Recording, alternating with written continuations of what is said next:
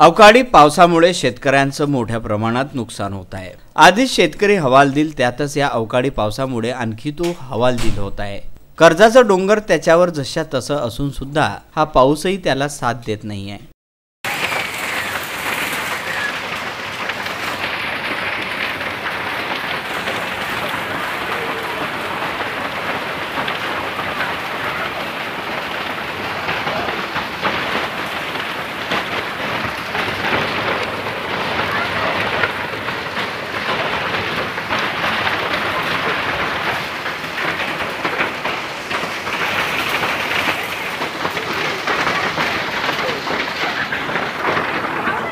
मंगरुळचव्हाडा येथे मुसळधार पाऊस सोबतच गारा सुद्धा पडल्यामुळे शेतकऱ्यांचे मोठ्या प्रमाणावर नुकसान झाले आहे। यामध्ये गहू, चणा जेमतेम 1.5 महिना ओलांडून गेला असा माल गारपिटीमुळे मातीत झोपला। आता अशा मालाचे काय होईल असा प्रश्न शेतकऱ्यांना पडला आहे। त्यामुळे शेतकरी फार चिंतेत आहे। मंगरुळचव्हाडा येथून प्रशांत झोपाटे।